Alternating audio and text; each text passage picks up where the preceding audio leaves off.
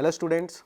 तो आज हम लोग शुरू करने वाले हैं CSS का मतलब होता है कास्केडिंग स्टाइल शीट। ओके, अभी तक की हमने वीडियोस में HTML में सारी चीज़ें पढ़ी, जितने भी लिंक्स होते हैं, जितने भी एट्रीब्यूट्स होते हैं, और इन सारी चीज़ों को हम लोगों ने बहुत ध्यान से पढ़ा। आज हम लोग शुरू करने वाले हैं CSS that we called as cascading style sheet, जैसा कि मैंने अभी बताया। अब इस चीज़ को हम लोग किस लिए यूज़ करते हैं, तो ये चीज़ यूज़ होती है डिज़ाइनिंग के लिए। ओके, अपीयरेंस को ब्यूटीफुल बनाने के लिए। ओके, ये कुछ पॉइंट्स हैं जिसके लिए हम लोग CSS का इस्तेमाल करते हैं। अब किसी चीज़ को अपीयरेंस उसका अच्छा करना या उसका ब्यूटीफुल बनाने के लिए हम लोग को CSS रेगुलरली यूज़ करना होता है, और हम लोग इस चीज़ का यूज़ करते हैं। CSS की हेल्प से हम लोग कलर्स डालते हैं, पैटर्न्स डालते हैं, कहीं पे बॉर्डर्स वगैरह डालना है या कुछ भी डिज़ाइनिंग करनी है, उसका लेआउट चेंज करना है, वो सब कुछ हमारे लिए CSS करता है। अच्छा, अब जब CSS जो वर्क करता है ना, वो HTML पे वर्क करता है, और जब ये HTML पे वर्क कर रहा होता है तो बहुत इंपॉर्टेंट होता है इन HTML के एलिमेंट्स को टारगेट करना। ओके, तो हम HTML के एलिमेंट्स को टारगेट करते हैं। अब HTML के एलिमेंट्स को किस तरीके से टारगेट किया जाए, तो HTML के एलिमेंट्स को टारगेट करने के लिए हमारे पास कुछ इंपॉर्टेंट चीज़ें होनी चाहिए। यस, CSS के पास, या हमारे या कह सकते हो वेब डेवलपमेंट में हमारे पास एक ऐसी चीज़ होती है जिसका यूज़ करके हम किसी भी एलिमेंट को टारगेट कर देते हैं। अच्छा, नॉर्मल प्रोग्रामिंग लैंग्वेज में जब हमें किसी चीज़ को टारगेट करना होता है तो हम लोग क्या यूज़ करते हैं, उनका वेरिएबल का नाम है ना, जिसको हम लोग बोलते हैं आइडेंटिफायर्स। ओके, लेकिन जब हम लोग HTML, CSS, जावास्क्रिप्ट या वेब डेवलपमेंट पढ़ रहे होते हैं तो उनको आइडेंटिफायर्स नहीं बोलते हैं, उनको बोलते हैं सेलेक्टर्स।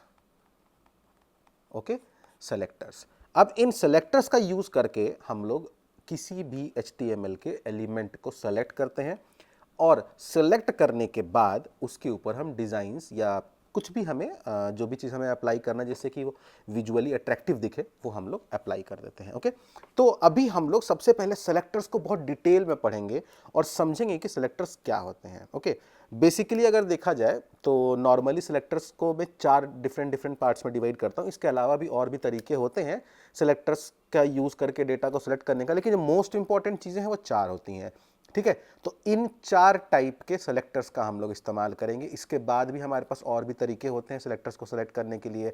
हम एट्रीब्यूट्स के थ्रू भी सेलेक्टर को सेलेक्ट करते हैं, डेटा टारगेट के थ्रू भी हम लोग सेलेक्टर्स के थ्रू हम लोग एलिमेंट को सेलेक्ट करते हैं। बट जो 4 मोस्ट इंपॉर्टेंट चीज़ें होती हैं हम उसके बारे में सबसे पहले बात करेंगे। तो सबसे पहले जो 4 में 2 सबसे इंपॉर्टेंट है, उसमें से पहला आता है universal selector. Okay, universal selector में हम लोग नॉर्मली स्टार लगा देते हैं। स्टार में ऑल, मतलब अभी तक हम लोगों ने जो भी मैथ्स में पढ़ा है कि स्टार फॉर ऑल, ऐसी जो चीज़ें होती हैं ना, तो यहाँ पे स्टार का यूज़ किया जाता है, एस्ट्रिक मार्क का यूज़ किया जाता है, जिसका यूज़ करके हम लोग बोलते हैं यूनिवर्सल सेलेक्टर। ये सबको सेलेक्ट कर लेता है। क्लियर है? नेक्स्ट हमारे पास होता है टैग सेलेक्टर। टैग सेलेक्टर में अब HTML के जो एलिमेंट्स हैं वो टैग के यूज़ होके बनते हैं।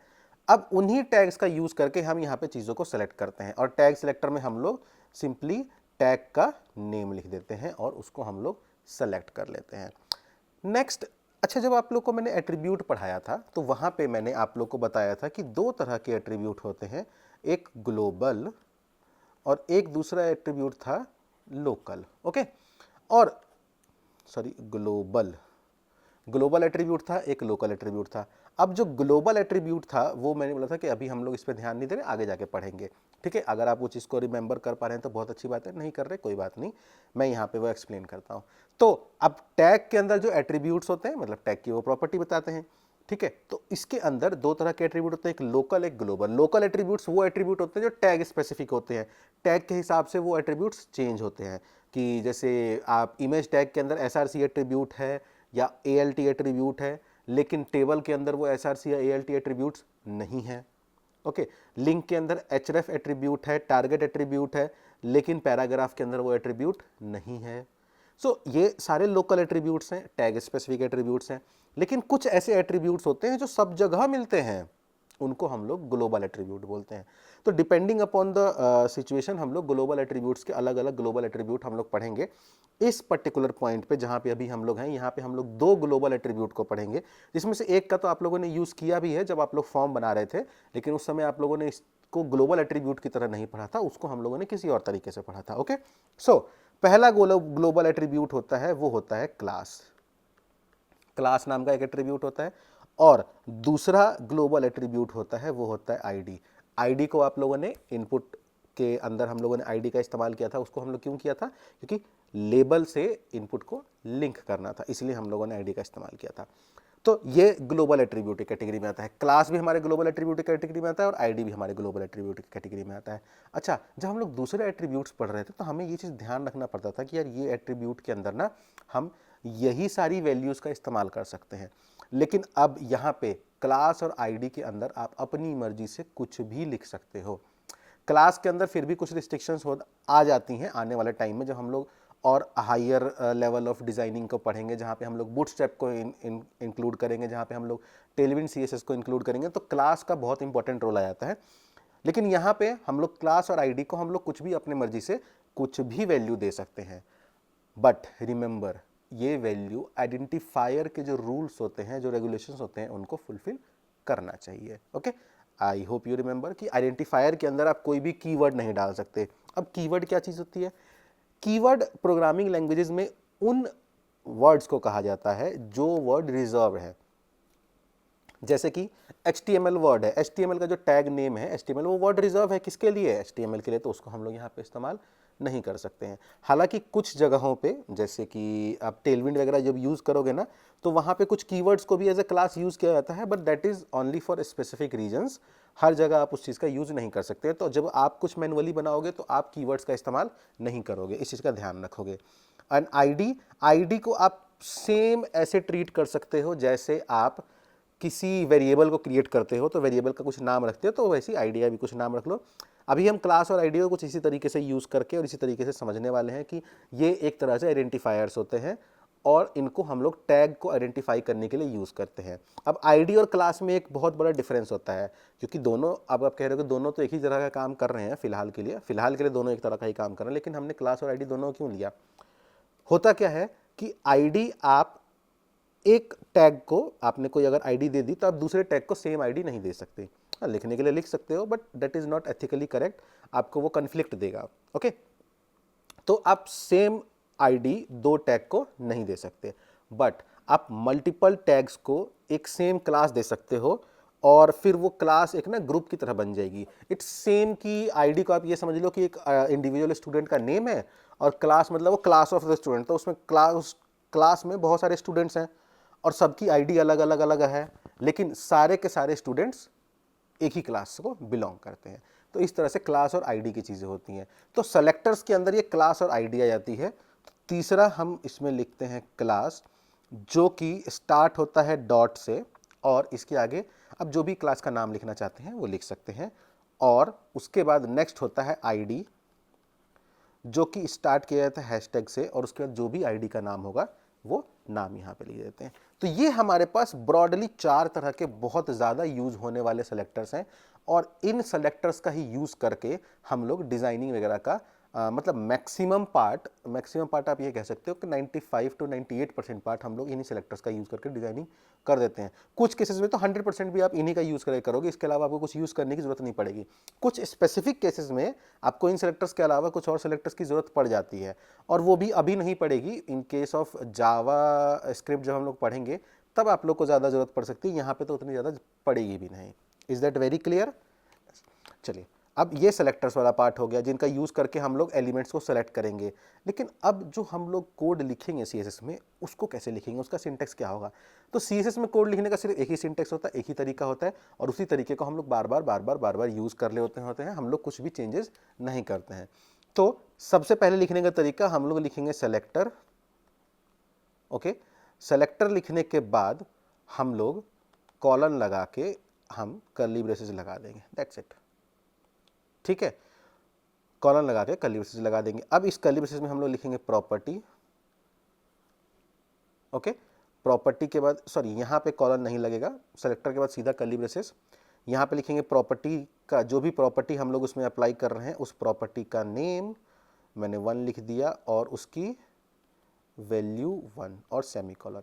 और फिर अगर प्रॉपर्टी 2 है तो प्रॉपर्टी नेम 2 कॉलन यहाँ पे वैल्यू 2 और सेमीकोलन, और ऐसे जितने मर्जी यहाँ पे प्रॉपर्टीज़ के नाम लिखना चाहते हो आप लिख सकते हो।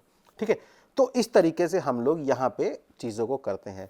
तो हमने सबसे पहले क्या लिखना है, सेलेक्टर लिखना है, सेलेक्टर के बाद कर्ली ब्रेसेस लगा देने, कर्ली ब्रेसेस के अंदर हम लोगों ने जितनी भी प्रॉपर्टीज़, अब ये प्रॉपर्टीज़ क्या है, ये सारी डिजाइनिंग की प्रॉपर्टी हैं, बैकग्राउंड कलर हो गया, कलर हो गया, उसकी फॉन्ट का स्टाइल हो गया, थिकनेस हो गया, एन नंबर ऑफ चीज़ें होती हैं।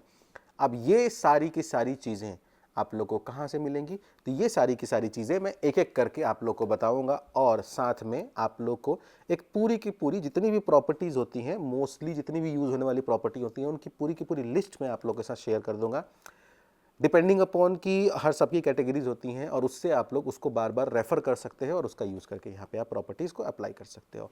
वेरी क्लियर, बहुत ही सिंपल होने वाला है CSS, आप लोगों को कोई प्रॉब्लम नहीं आने वाली है, और इस सिलेक्टर्स का यूज़ करके हम लोग इसको आसानी से इस्तेमाल कर लेंगे।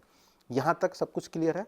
Now the next important part, CSS को और HTML को हमने ये देख लिया पॉइंट नंबर 1 कि CSS को लिखना कैसे है, तो मैं यहाँ पे लिखना LIKHNA लिखना कैसे है। पॉइंट नंबर 2, एलिमेंट्स को सेलेक्ट कैसे करना है,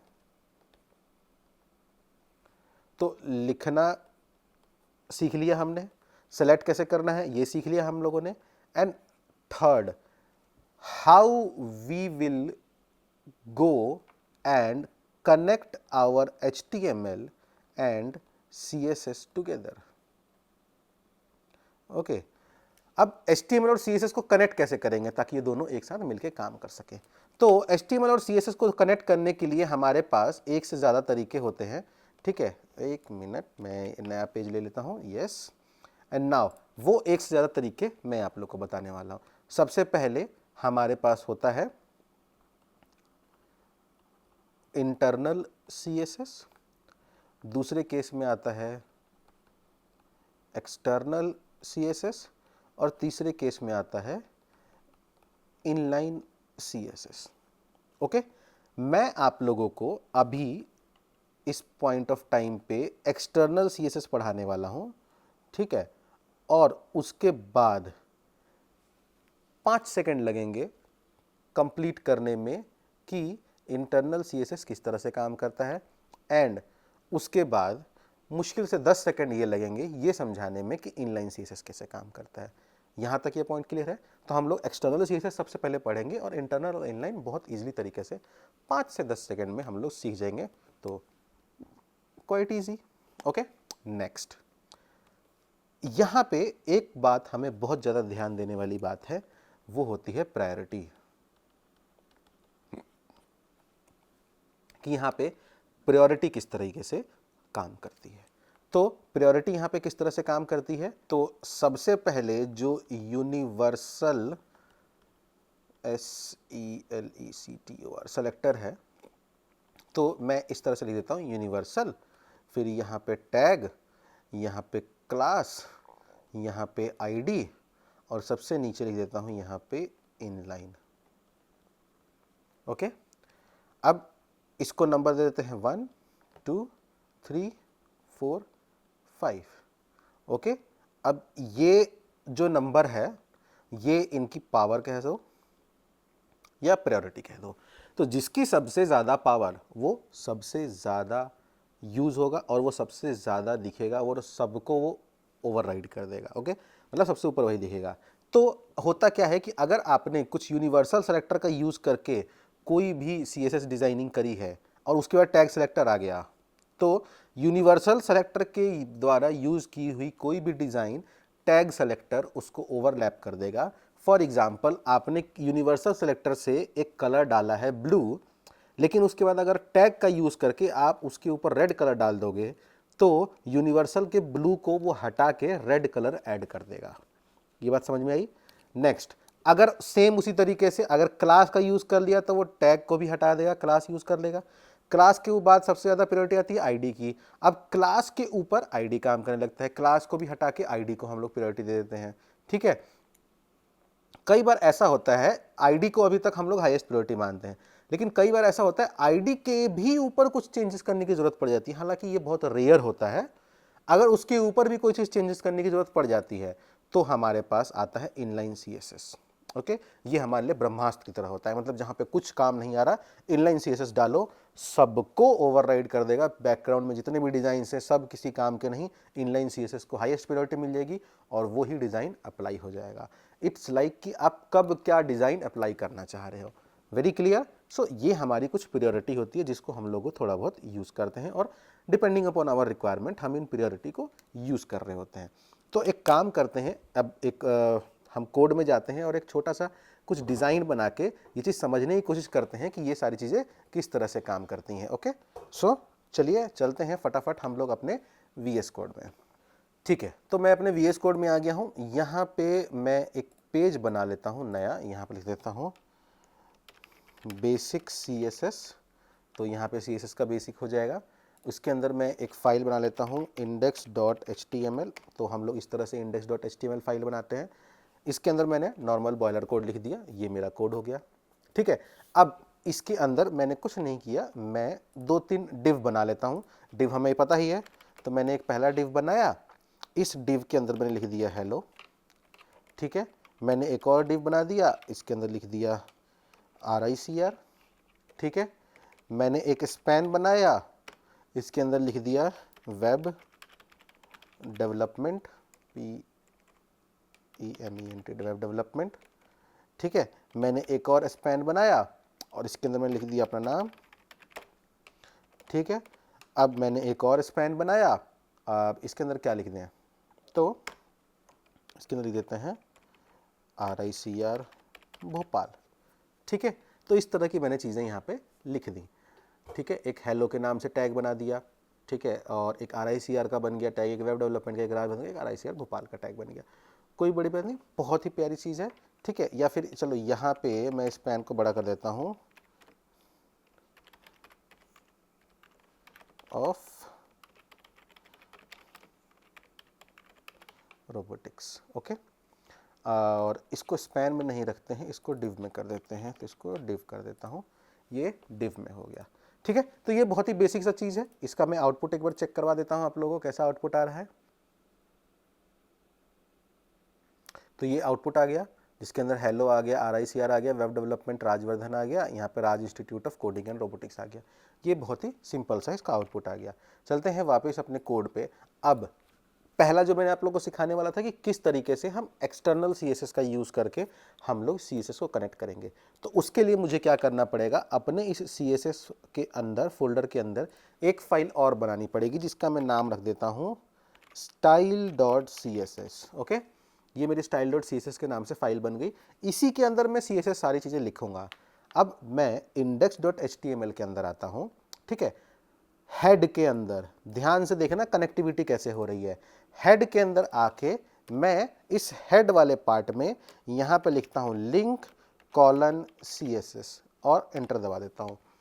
तो मेरे पास ये कुछ प्री रिटर्न कोड आ गया, जिसमें बता रहा है कि लिंक कर रहे हैं हम लोग किसको, एक स्टाइल शीट को हम लोग लिंक कर रहे हैं, और href उसका लिंक कहाँ पर है, वो स्टाइल शीट कहाँ पर है, तो नॉर्मल style.css के नाम से यहाँ पे अवेलेबल है। यहाँ पे नाम अगर हम कुछ और रख देते हैं अपनी CSS फाइल की, तो यहाँ पे हमें कुछ और नाम यहाँ पे अपने आप नहीं आएगा, हमें मैनुअली ऐड करना पड़ेगा।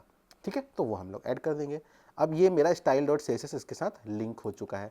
अब यहाँ पे मैं एक यूनिवर्सल सेलेक्टर लगाता हूँ और उसके वजह से कर्ली ब्रेसेस लगा देता हूँ, और इसके अंदर मुझे इसका बैकग्राउंड कलर चेंज करना है। क्या चेंज करना है, बैकग्राउंड कलर। दिमाग में है बैकग्राउंड कलर चेंज करना, लिख दो बैकग्राउंड कलर, इतना सिंपल है। कौन सा कलर का चाहिए, तो देखो यहाँ पे बहुत सारे कलर के सजेशन आ गए। ठीक है, यहाँ से हम कोई सा भी कलर ले लेते हैं। ठीक है, मैं ये डार्क सालमन ले लिया और ये कलर मैंने यहाँ पे ऐड कर दिया। अब क्या ये मेरा कलर ऐड हो चुका होगा HTML पे? यस, बिल्कुल हो चुका होगा। ये देखो HTML पेज पे पूरा बैकग्राउंड में मेरा कलर ऐड हो गया है। सो this is how I can connect a CSS with my HTML। अब बात ये आती है कि यहाँ पे तो मैंने ये यूनिवर्सल सेलेक्टर का यूज़ करके यहाँ पे कर दिया। अब कोई टैग सेलेक्टर, मैंने यहाँ पे डिव लिख दिया, डिव एक टैग है। अब इसका कर देता हूँ background, sorry background colour aqua कर देता हूँ यहाँ पे। ठीक है, तो बैकग्राउंड कलर डिव का एक्वा हो जाना चाहिए। तो ये देखो जितने भी डिव हैं उनका कलर बैकग्राउंड एक्वा हो गया। सिंपल। तो कितना इजी है div के थ्रू कलर्स को चेंज करना या टैग के थ्रू कलर्स को चेंज करना। ठीक है, अब ऐसे ही मेरे पास स्पैन है, स्पैन भी एक टैग है। स्पैन का मैं कर देता हूँ बैकग्राउंड कलर, इसका कर देते हैं हम लोग, चलिए ये जो भी कलर हो गया इसी को रहने देते हैं। तो ये मेरे देखो स्पैन के कलर हो गया। मैं जूम करके दिखा देता हूँ। यहाँ पे देखो वेब डेवलपमेंट का अलग कलर हो गया, जितने भी डिव थे उनका अलग कलर हो गया और स्पैन के अलग कलर हो गए।